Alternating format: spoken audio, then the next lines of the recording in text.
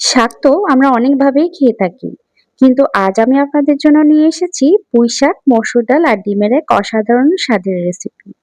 যারা সাধারণ শাকভাজি খেতে একঘেয়েমি বোধ করেন, তাদের জন্য আজকের এই ইউনিক কম্বিনেশনটি হবে একদম পারফেক্ট। গরম ভাতের সাথে এই রান্নাটি থাকলে আর কিছুই লাগবে না। চলুন তাহলে দেখে নেওয়া যাক কিভাবে খুব সহজেই তৈরি করা যায় এই পুষ্টিকর ও জিভে জল আনা পুঁইশাক ও ডালের রেসিপিটি। আমি এখানে মসুর ডাল নিয়েছি 1/3 কাপ। এগুলো ধুয়ে চুলায় বসিয়ে দিয়েছি প্যানের মধ্যে। 2টা বড় চামচ পেঁয়াজ দিয়ে দিচ্ছি আর 2.5 চামচ দিচ্ছি রসুন কুচি।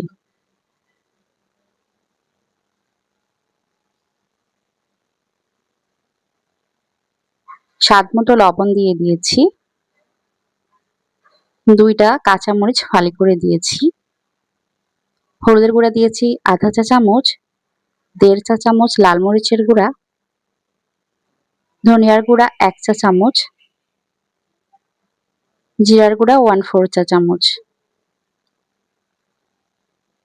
এখন 3 কাপ পানি দিয়ে দিচ্ছি, এটা নরমাল পানি। দিয়ে এটা আমি ঢেকে বলক ওঠা পর্যন্ত অপেক্ষা করব।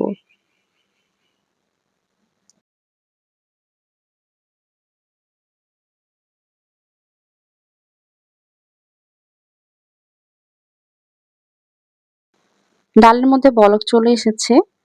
উপরে যে মশলাগুলো লেগেছিল এগুলো আমি একটু নামিয়ে দিচ্ছি আর ডালটাও একটু নাড়িয়ে দেব। ডালগুলো আমি আধা সিদ্ধ হওয়া পর্যন্ত আবার একটু হালকা করে ঢেকে এভাবে রেখে দেব। চুলার জালটা একটু কমিয়ে দেব। এ পর্যায়ে এসে আমার ডালগুলো মোটামুটি হয়ে গেছে। এ পর্যায়ে আমি এখন শাকগুলো দিয়ে দিচ্ছি। এখানে পুঁই শাক নিয়েছি 1 আটির অর্ধেক। এগুলো ভালো করে ধুয়ে নিয়েছি অফ ক্যামেরায়। এর পানি ঝরিয়ে এখন আমি এখানে শাকগুলো দিয়ে দিচ্ছি। শাকগুলো দিয়ে এগুলো নেড়েচেড়ে নিতে হবে খুব ভালো করে। ডালের সাথে এবং সমস্ত মসলার সাথে শাকগুলো ভালো করে মাখিয়ে নিতে হবে।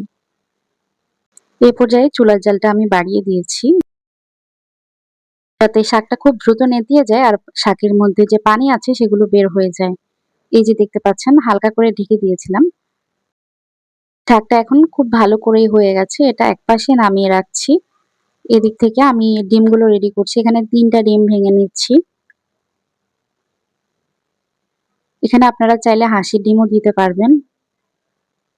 লাল মরিচের গুঁড়া দিচ্ছি এবং কাঁচামরিচ কুচি দিচ্ছি। একটু ভালো করে কুচি করে দেবেন, তাহলে আর দাঁতে পড়বে না। একটু ধনেপাতা কুচি দিয়েছি আর স্বাদমতো লবণ দিয়েছি। এখন খুব ভালো করে এগুলো মিশিয়ে নিচ্ছি। ডিমটা আমার খুব ভালো করে ফেটানো হয়ে গেছে। প্যান বসিয়ে দিয়েছি আর প্যানে পর্যাপ্ত পরিমাণে তেল দিয়ে দিচ্ছি ডিমটা ভাজা হওয়ার জন্য। তেলগুলো গরম হয়ে আসলে ডিমটা দিয়ে দেব। ডিমটা উল্টে পাল্টে আমি ভেজে নিচ্ছি।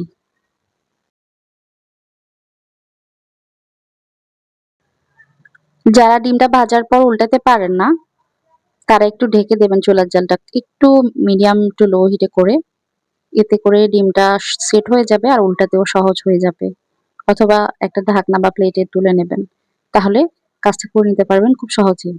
আমি ডিমটা কেটে নিচ্ছি। আমি উল্টে দিয়েছি। কিভাবে হয়তো খেয়াল করেছেন আপনারা।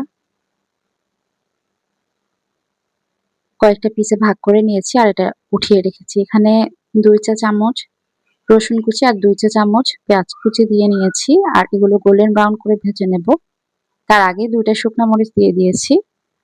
এগুলো ভাজা ভাজা করে নেব।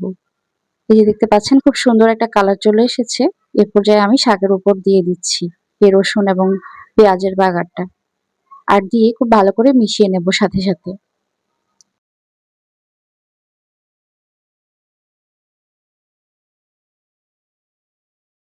একটু আগে যে ডিম ভাজা করে রেখেছিলাম সেটা উপর থেকে দিয়ে দিচ্ছি। আমি সবগুলো দিচ্ছি না, 2-3টা রেখে দিয়েছি। উপর থেকে যা যা মানে যতটুকু আঁটে আর কি ততটুকুই দিয়েছি। বেশি হয়ে গেলে আবার ভালো হবে না। তো এটা আমি ঢেকে দিচ্ছি কিছুক্ষণ।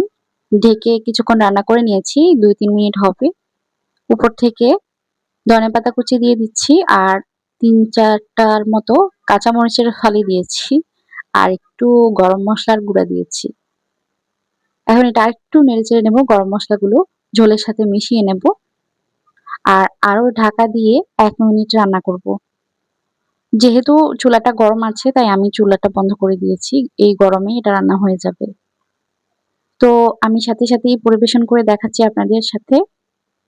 খুব লোভনীয় একটা রান্না হয়, খেতেও ভীষণ মজার হয়। আপনারা ট্রাই করতে পারেন। ডিম দিয়ে এভাবে নিরামিষ রান্না করেও যে এত মজা হয় এটা আসলে বিশ্বাস করার উপায় নেই। এতটাই মজা।